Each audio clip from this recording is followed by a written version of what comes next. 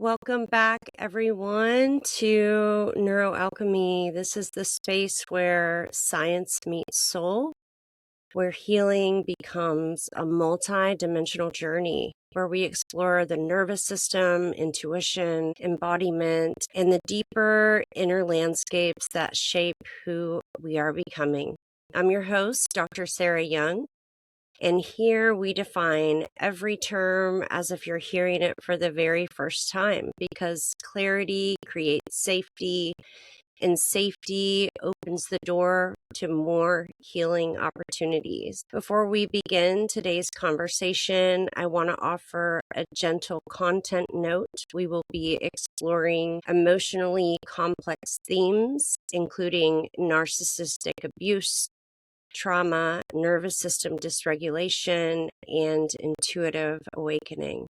Please listen in a way that feels supportive for you and your body. Pause when you need to, come back when you're ready. Your pacing matters. Today, I'm joined by someone whose story holds both the grit of survival and the grace of awakening. Chris Wasko is a healing guide whose journey began after cutting contact with her narcissistic parents. That boundary became the doorway to nervous system repair, shadow work, spiritual clarity, and the return of intuitive gifts that trauma had silenced. And she now supports others who are moving through that same terrain, the space between survival and self-return, between trauma and truth, between who she was told to be and who she became. Chris, welcome to our show, and we're so grateful that you're here. Thanks for having me, Sarah. Before we begin, I want to check in with you. How did you arrive today, either physically, emotionally, or energetically, whatever feels true for you right now? I feel good. I feel accomplished in my day. This was a day of checking off my to-do list. So I feel like I was able to do what I wanted to do and got a little ahead even. So that just feels good. That always feels good. Absolutely. Checking those things off the list. Very Thank you. satisfying. Yeah, absolutely. Before we move into your story, I want to gently create some grounding for our listeners out there.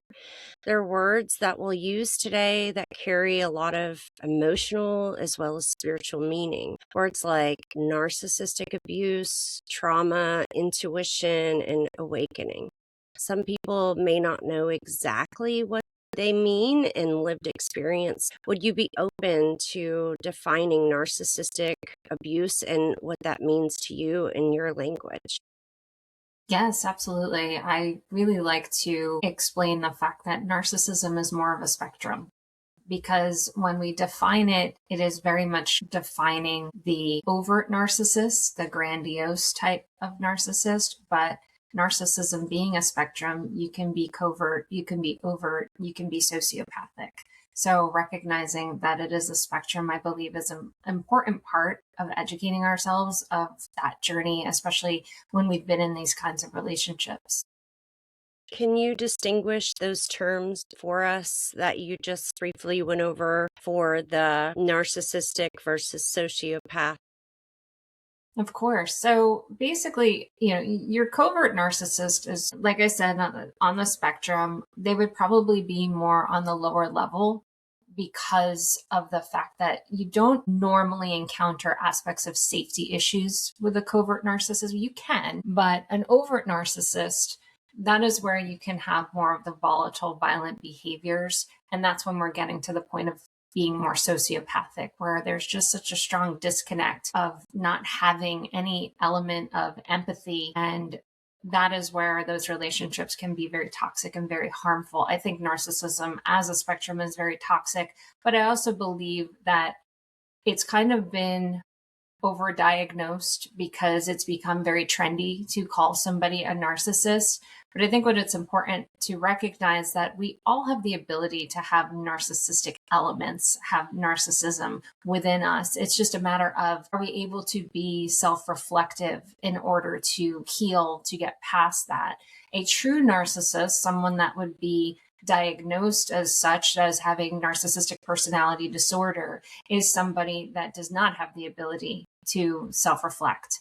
So recognizing that is very important when we're on this journey, and especially if we're throwing out terms like, oh, this person is a narcissist because they have exhibited these kinds of behaviors. We can all exhibit certain narcissistic behaviors, doesn't necessarily make us a narcissist. It really comes down to how we treat others, and are we willing to work through that? Because a true narcissist does not want to. Now that we've had some shared foundation, I would love to step into the beginning of your journey with all of this. When you made the decision to go no contact, what was the first shift you felt, either emotionally, spiritually, or somatically? My first shift was fear and panic because I was raised by two very abusive people. So I was terrified of what they might do to me.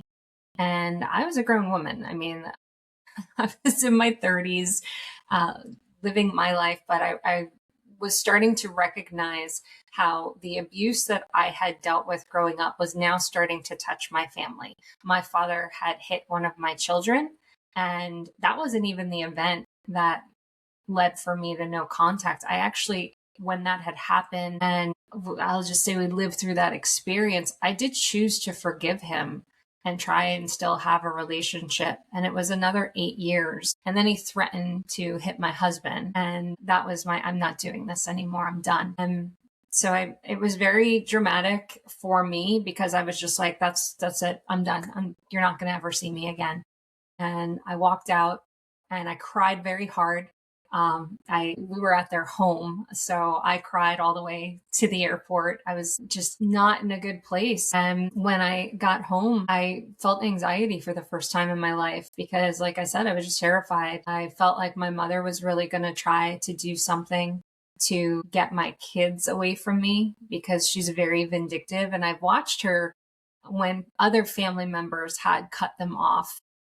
I've watched things she did to them, and I worried about that coming to me now. Many survivors describe that the absence of chaos can feel strange or unsettling at first. What did those early days of silence reveal to you about yourself or your nervous system? It revealed that I was in constant fight or flight. And I didn't even know really what that was at the time. I could only explain how I felt, and that I was just in this, just over adrenalized aspect of my system. And I was waiting for the fight because I recognized I was waiting for a fight my entire life. There was always a fight in my household growing up, and not always physically, oftentimes emotionally. I mean, even sometimes I have said the worst things that have ever been said to me in this lifetime have been said to me by my own parents. So sometimes I actually wish they would have hit me than say some of the things they'd actually said. So feeling this now, like you said, the absence of chaos, energetically, we're still in chaos. So I was still feeling that, even though I wasn't feeling the other side of it in the same way. I was still fighting it to some degree. I was fighting that energy of not wanting to accept it, but having only known it. So now I'm trying to understand it and, I guess, in a way make friends with it because I just felt so overcome. Leaving a system often dissolves identities that maybe we didn't even realize that we were carrying. What roles or identities began to fall away once you created that distance?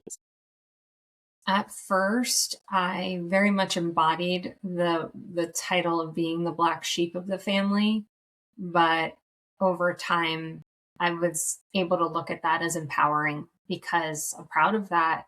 I was able to say no. I was able to say this abuse stops with me and not carry it forward in my own family, or at least do my best to not allow for those patterns to carry on. It's a little challenging when it's all you've known, but I really was able to no longer look at myself as a problem because I wasn't. I was deeply wounded for sure, but healing has done so much where it's not about the label of who I was told to be. Now it's who I choose to be. I love that shift of perception, right? And being loving with ourselves, even in the face of maybe other people haven't taught us how to do that. And other people maybe didn't reciprocate, but you're very brave. You shared with me that trauma muted some of your more intuitive gifts. How did your intuition begin to return, and what did it feel like in your body when that happened? It was very shocking because it was coming forward visually in my mind's eye. So I would see people in spirit, and I had not been able to do this prior. I had had other experiences growing up, but these were now more vivid, and I couldn't deny what I was experiencing. But at first, I was probably more dismissive than anything because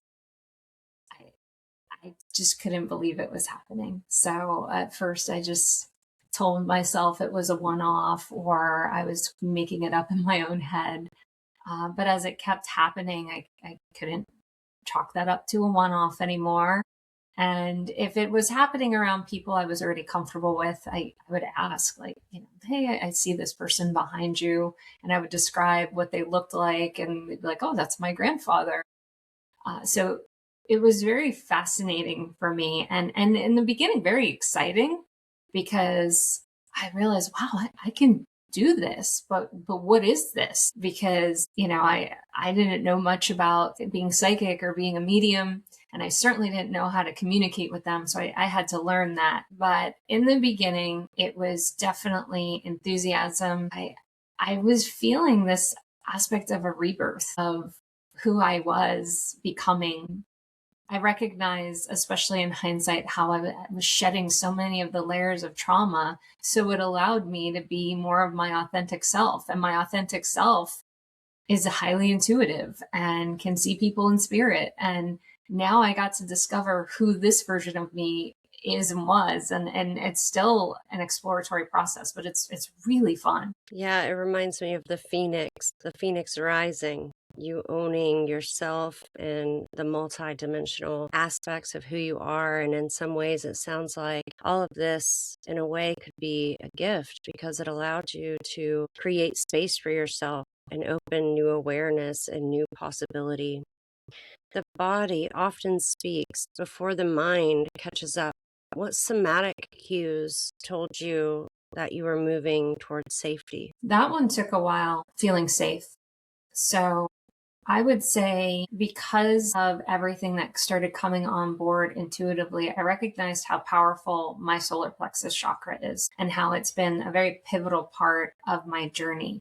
So it's also my warning signal. The first signal I get in my body is a gut feeling and a gut reaction. So prior to healing, I wouldn't have always trusted it. Now I don't even question it anymore. If it's there, I don't have to question. I just know something's either for me or not for me. And experiencing that and with full clarity now is so rewarding. So all of my stuff is very much in the gut. And we call this clairsentience because it's clear feeling. And I recognize too that I've been doing that my whole life. Now I just do it from a place of love and acceptance for this in me. And I'm so grateful for it because it is absolutely my inner compass and it guides me so well. And I don't question anything, whereas previously I would have been like, oh, but is it right? This person hasn't given me any reason not to trust them. I don't even ask those questions anymore. My gut says no, we're not doing it. Or my gut says yes, we're all on board. And it's very rewarding and very freeing. Yes, that sounds very empowering, not only for you, but as a mother, to be able to model that for them and guide them through their own acceptance and awakening of those parts of themselves. There's no, I don't think there's any greater gift. Distance can reveal patterns that were invisible when we were inside them. What did you recognize maybe only after stepping away? Did anything surprise you? How toxic I was because of the environment I grew up in. That was probably the biggest surprise, because when we're raised in that kind of environment, it creates an element of tunnel vision, meaning when we're adults, and especially when we have children, we have a focus of something we're not going to do, meaning my parents did this to me. I'm not doing this to my kids. So that creates tunnel vision because you become so focused on the things you don't want to repeat. You actually don't become aware or are less aware of the other elements that are still probably a little toxic and not healthy because of that tunnel vision. So, as an example, I swore I would not hit my children because I was hit so severely growing up, definitely beyond what would be justified as a spanking. And I swore I wouldn't do that to my children. But I didn't realize the other elements that I was starting to bring forward. We usually recognize this when we're saying things in our mind or out loud. Oh my gosh, I sound just like my mother, or I sound just like my father. And we're horrified by that because we don't want to be that. So for me, motherhood awoke in a lot of that, of what I really needed to heal, what I needed to work on. And a lot of it was just allowing my children to be heard, to let them feel like they have a voice, because I was never allowed that. And that ultimately led to a thyroid disorder in me.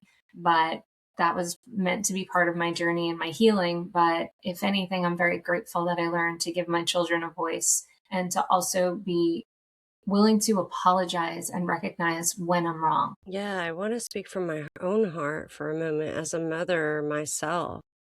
I deeply understand that instinct to protect our children becomes intertwined with protecting our own spirit.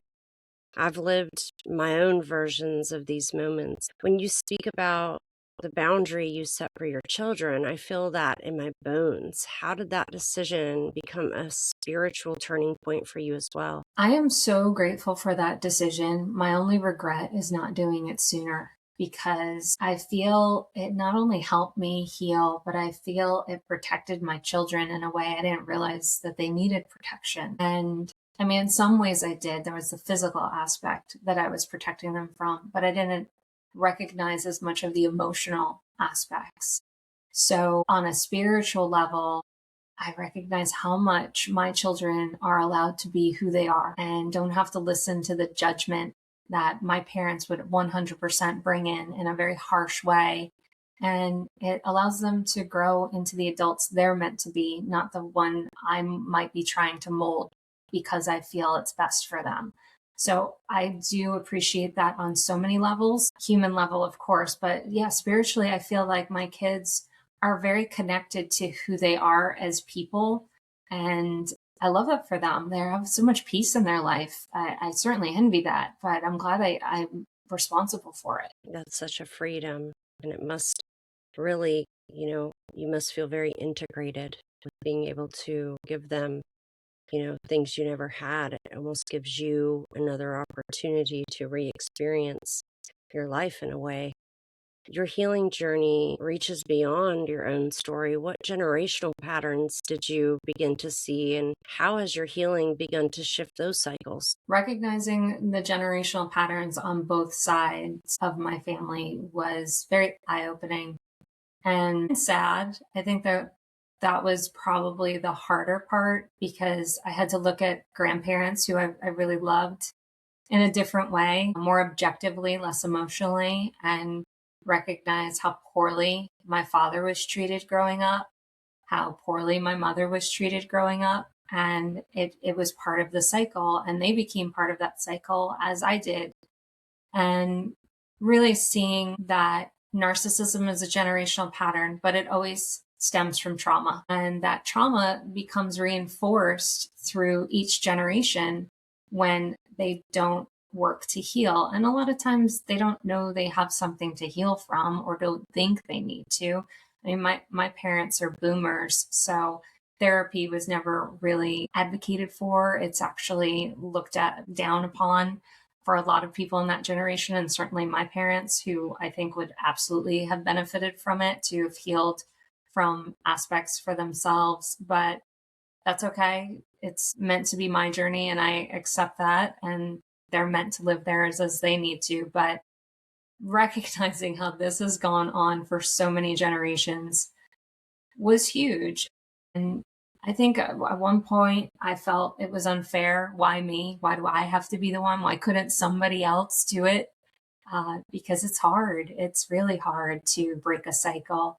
And you don't break a cycle by yourself. You always have to do it with at least one more generation. So I'm grateful that I have children to do that with. And may that carry forward with them in this beautiful new way and in ways that they discover on their own as well. And healing, in my experience anyway, it's not linear. Many people describe that muddy middle where everything feels undone.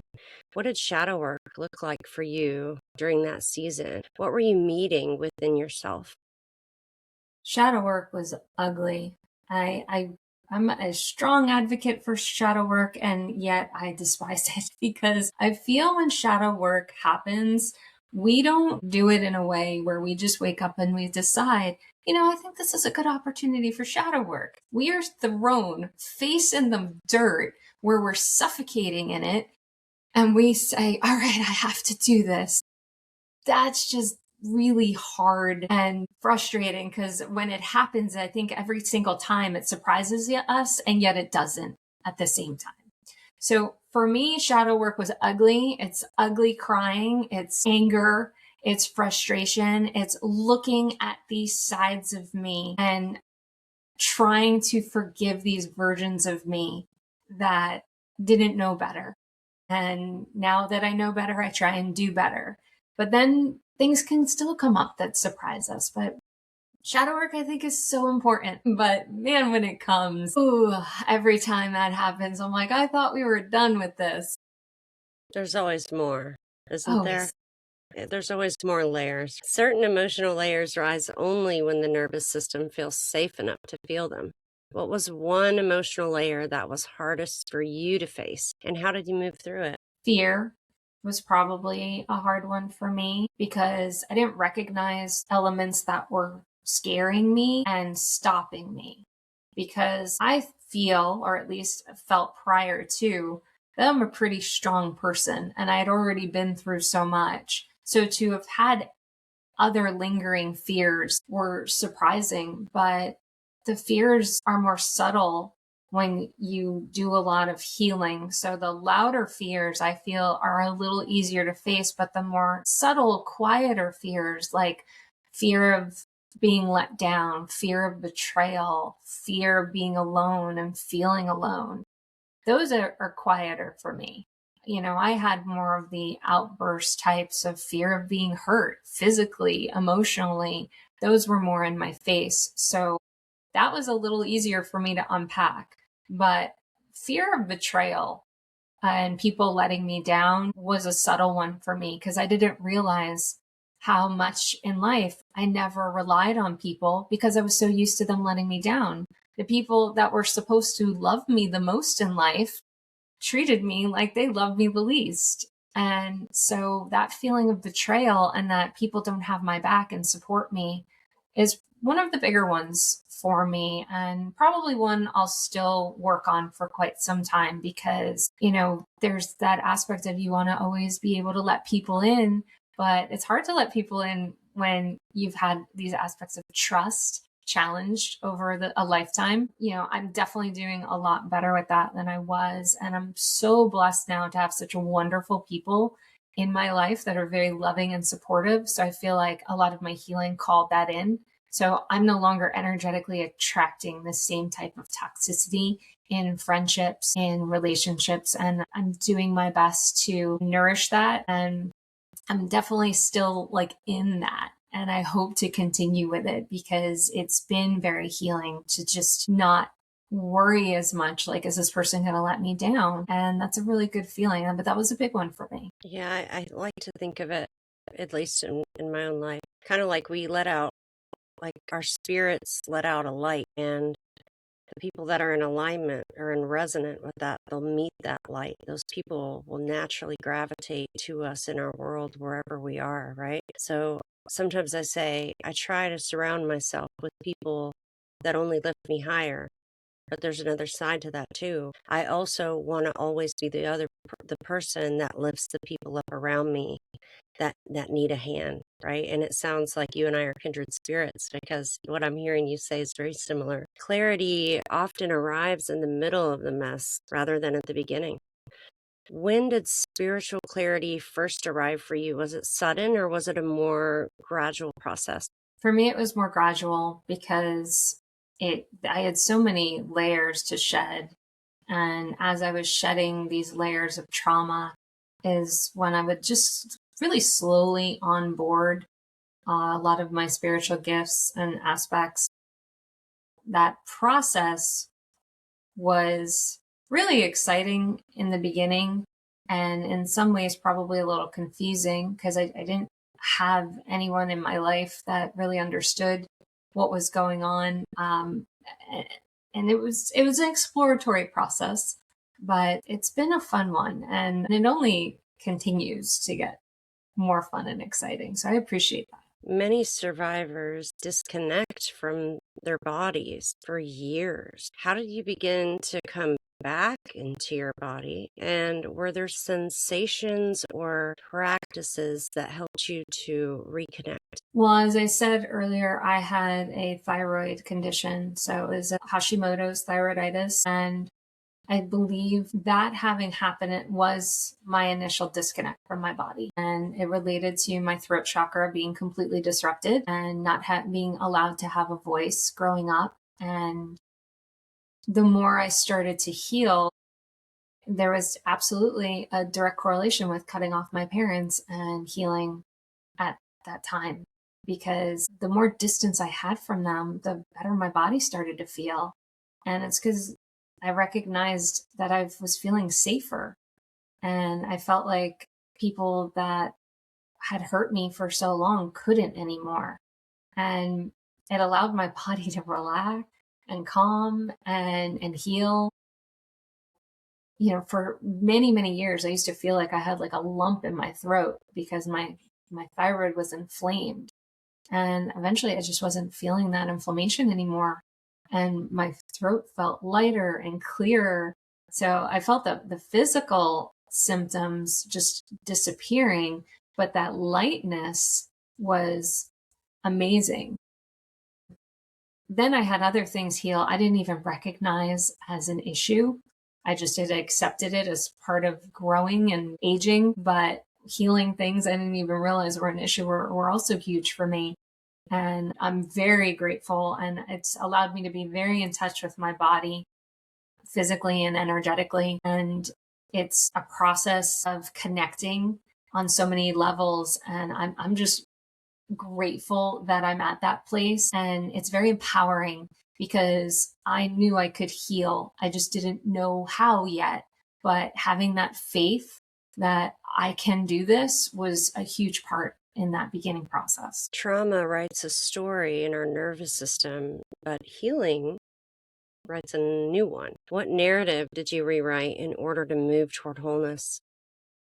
That I'm safe, that I'm loved, that I'm worthy. And it did start just in that way. I would record my own voice just saying all these affirmations. And Did I you would believe listen them? to no, oh no, not in the beginning. And even when I tell my clients that, you know, if you don't believe it, it's because your body hasn't been able to accept it. And that's okay. It takes that repetitive training because that's what happened in the beginning is you were repetitively trained because you were hearing the same things over and over and over about yourself. So now you get to rewrite that. You're the author of your story. How are you going to write that? How are you going to play it? So yeah, at first I remember kind of chuckling at it like, I am amazing. I am worthy. I am so loved. And then the ones that would kind of make me choke up, I knew those were going to take a little more work. But that says a lot. That's part of, you know, your body is your teacher when it comes to that stuff. If your body's resisting something, even especially an affirmation, something you're trying to say to yourself, but your body's not accepting it, then you got to teach it. So yeah, that was a very interesting part of that process. But I'm grateful I stuck with it because I know so many people give it up. They just think it's ridiculous. And I would say it took me a good 3 to 6 months of doing affirmations daily to where I started seeing the results like in life, not just on an energetic level, but just the experiences I was having. I'm so glad you shared that because you know as well as I do, we live in a world of quick fixes, and so many people want you to like give me the answer to how to fix my life, and it's just going to be better like right now. But in my experience, it's so layered, right? And I'm sure for you too, it's so multidimensional. It's so layered. The awareness is layered, the embodiment, the integration. So I'm so grateful that you shared kind of a timeline with the audience of how that worked for you. You mentioned being open to discussing things that often stay unspoken in healing spaces. What's one truth or insight that you feel ready to name today that maybe you haven't shared publicly before? This always can get personal. For me, because I do a lot of one-on-ones, I go to those deeper places. And because I work with a lot of trauma, I do get a lot of aspects where people are dealing with suicidal thoughts, suicidal feelings, and that's an energy. So getting to that, feel very grateful for the fact that people feel safe enough to have these conversations with me. And I believe it's important to be having these conversations because the more people feel safe to have those conversations, the less likely they are to follow through with those thoughts, feelings, and ultimate actions towards taking their lives. So I do deal with a lot of the heavier stuff. When people come to me, they're coming with their deep, dark stories. So the fact that I'm able to read that energy, I'm able to support that energy and bring a loving presence to that energy. Because I think oftentimes, especially when it comes to suicide, we want to ignore it and hope it'll go away. It doesn't, it's a cycle. So that's why when even experts on suicide, they will even say you can never really stop somebody. It's helping break the cycle that's going on in their mind, their body, and their emotions. So I love that, like I said, people feel safe to have these kinds of conversations with me. Yeah, someone who understands so much of this conversation on so many levels. I don't know about you. Do you feel that in some ways, because you're able to bring light into people's worlds now and you're able to bring healing, in some ways for me, I feel like even though some of the things I went through were just absolutely horrible and I would never wish them on anyone, when I look at how those experiences have since allowed me to transform that into offering healing for others, I almost feel, in a way, it's kind of a gift. Do you relate to that? Yes, 100%.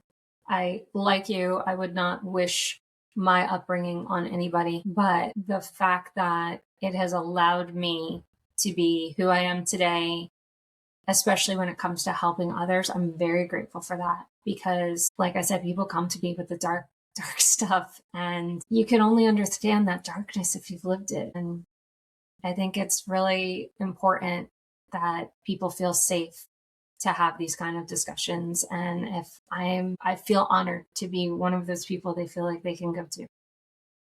I couldn't agree more. I feel exactly the same way in the work that I do. Identity shifts deeply after Identity shifts deeply after leaving a dysfunctional family system. Who have you become on the other side of the journey? What qualities or gifts emerged only after all of this? I feel this is such an important question because I feel there we live kind of two sides of ourselves when we go through these kinds of transformations, this kind of process, this kind of healing. And what tends to happen is we want to push away the old version of us or silence it. But I really believe in helping integrate the old you versus the new you and bringing the beauty in both together. Because for me, my background is in business. I was working in New York City, doing very different kind of life stuff than I'm doing today. But when I was really able to look at that version of me and the version that I absolutely loved, I was very proud to have majored in business and to have gone into that field. And while I'm not doing it anymore, I still have a lot of the elements that allowed me to be successful in that world that I've now been able to carry to where I'm at. But now it's from a softer, more loving place, not like this hardcore, don't mess with me kind of gal. I mean, in some ways, sure, I'm still me. But like I said, that I've been able to integrate these versions of me instead of shunning a side of me. So I feel like that has been so important because when we heal, I feel we focus on getting rid of and shedding. And absolutely, we do that, especially on an energetic level. But then there's this, in the rebirth, we're still connecting to these beautiful parts of us that were always there. We're just seeing them in a different light now, and we're able to embrace them and see, okay, how does this work now? Who am I today? And to continue evolving with that, because we are meant to continue to evolve. So now we could do this from a place where we are loving ourselves, embracing all these aspects of us, and it's so powerful. And then life becomes a lot more freeing, not necessarily easy, but I would say easy in comparison to where I was. So for all intents and purposes, you are easing into your process better. And it's beautiful. And really, if you think about it, we're never the same. I mean, in my experience, we're never the same person, right? If you look at yourself a year ago, 5 years ago, 10 years ago, for me, if I feel like if I'm doing my life the way that I intend, with intention, right, with evolution, just like you said, then I'm always trying to be a different version of me, right? And that's a beautiful thing. It's a beautiful thing to always be in that process of becoming. Many listeners are still in those early stages of their own awakening. What do you hope that maybe that they can carry with them from your story today? I hope they carry the hope and faith in themselves, because oftentimes when we have hope, we lack faith because we hope for things to change. But when we also have faith in ourselves that we are the change and we have that power, then we actually can bring that hope to light and reality. I love that. Before we close, I want to offer a simple weekly invitation. So I have something written here, but that's not what I'm going to do. I want you to choose for our listeners if you could offer them like one simple practice that they could practice every day for the next week to maybe embody some of what we've been talking about today. What do you recommend? I like using the breath because when we've had a lot of trauma, we do not take full breaths. We do not learn that because, like someone like me who was in fight flight most of her life, I was always taking abbreviated breaths. Even a deep breath in my mind at that time was not truly a deep breath. So, really getting into the habit of breathing in through your nose and exhaling through your mouth, and doing it in a way where if you on a count are exhaling a little longer than you're inhaling. But I like to start with, you take in your inhale for a count of 4, you hold it for a count of 3, and then you exhale for a count of 5 or 6. And it's very simple, but it is a very important step in calming the nervous system, because the most common message I have received this year from Spirit is the want for us to calm our nervous systems, because the more calm our nervous systems are, the more connected we are to ourselves and to Spirit. And the breath is the only thing that can keep you in the present moment. So focusing on the breath allows you to connect more deeply. How long each day would you recommend for our listeners to practice this breathing?